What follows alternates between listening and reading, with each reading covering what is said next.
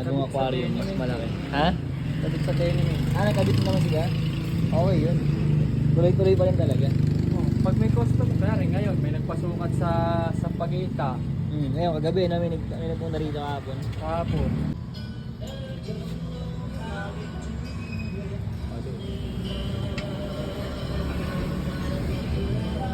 Yung ganyan nyo, alam ko. Diyan na, tatanggalin mo yung casing syempre. Wala namang casing eh. Ayan na. Nagkaroon ng kulay green, anong gagawin?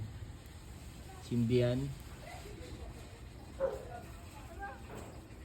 Sinindihan eh, oh. Tuyo ka na ngayon. Nalaglag siya rito. Ayun, sinindihan pa ulit. Alam ko Uy. yung kuryente dapat yun eh. Go. Pa 3v3 dito sa Tambalok. Score! Ang nalimandaan yan. Oh. Eto, laki ng katawan niya yun. So, Solid. Start namin ng farm namin.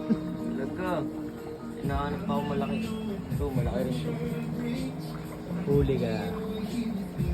Tama ka na. Kapag kaila, bubuhay ka rin dito. May damo ka pa. Nakapausuhan ka. Talaga. Safe na.